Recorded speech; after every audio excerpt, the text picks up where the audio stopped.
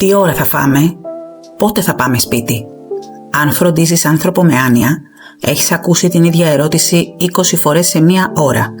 Πριν σου σπάσουν τα νεύρα, υπάρχει μία λέξη που πρέπει να διαγράψεις σήμερα από το λεξιλόγιό σου. Οι ειδικοί από την εταιρεία Alzheimer μας προειδοποιούν να αποφεύγουμε 3 πράγματα. Πρώτον, μην πεις ποτέ «Μα μόλις σου απάντησα» ή «Θυμάσαι που το είπαμε». Η λέξη «θυμάσαι» προκαλεί πανικό, γιατί συνειδητοποιεί ότι ξεχνάει. Δεύτερον, μην μπαίνεις σε λογικές αναλύσεις. Το μυαλό του δεν μπορεί να επεξεργαστεί μεγάλες προτάσεις. Τρίτον, μην δείχνεις εκνευρισμό στη γλώσσα του σώματος. Η μνήμη χάνεται, αλλά η ικανότητα να διαβάζει το συναίσθημα μένει ανέπαφη. Δεν το κάνει επίτηδες για να σε εκνευρίσει. Ο εγκέφαλός του απλά σβήνει την πληροφορία δευτερόλεπτα αφού τη λάβει. Πάμε να δούμε τι να πεις αντί για αυτό. Ξέρεις γιατί ένας άνθρωπος με Alzheimer ρωτάει ξανά και ξανά το ίδιο πράγμα? Διότι δεν ψάχνει την πληροφορία, ψάχνει ασφάλεια. Όταν ρωτάει πότε θα πάμε σπίτι, ενώ είναι ήδη στο σπίτι, δεν θέλει διεύθυνση, νιώθει ανασφάλεια. Πρώτο βήμα. Απάντησε στο συναίσθημα. Πες «Εδώ είσαι ασφαλής, είμαι εγώ μαζί σου». Δεύτερο βήμα. Δώσε σύντομη, καθησυχαστική απάντηση.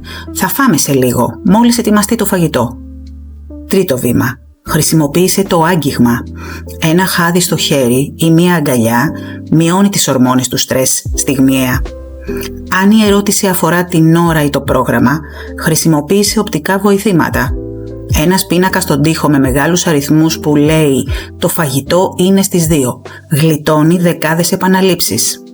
Τι κάνεις όταν έχεις απαντήσει 10 φορές και νιώθεις ότι κοντεύεις να εκραγείς? Εφαρμόζεις τον χρυσό κανόνα της άνοιας, επανακατεύθυνση. Αντί να απαντήσεις για 11η φορά, πρώτον, άλλαξε θέμα ή δραστηριότητα. Πες «Έλα να με βοηθήσεις λίγο να διπλώσουμε αυτές τις πετσέτες» ή «Άκου αυτό το τραγούδι, σου αρέσει?» Δεύτερον, δώσε του έναν σκοπό. Η απασχόληση των χεριών διώχνει το άγχος της επανάληψης. Τρίτον, αν νιώσεις ότι χάνεις την υπομονή σου, κάνε ένα time out. Βγες από το δωμάτιο για 2 λεπτά, πάρε βαθιές ανάσες. Δεν είσαι κακός φροντιστής, είσαι απλά εξαντλημένος. Ποια ερώτηση σου κάνει πιο συχνά ο δικός σου άνθρωπος και πώς το διαχειρίζεσαι?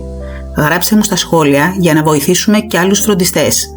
Κάνε εγγραφή στο κανάλι Ηλέκτρα για σένα για περισσότερες πρακτικές συμβουλές.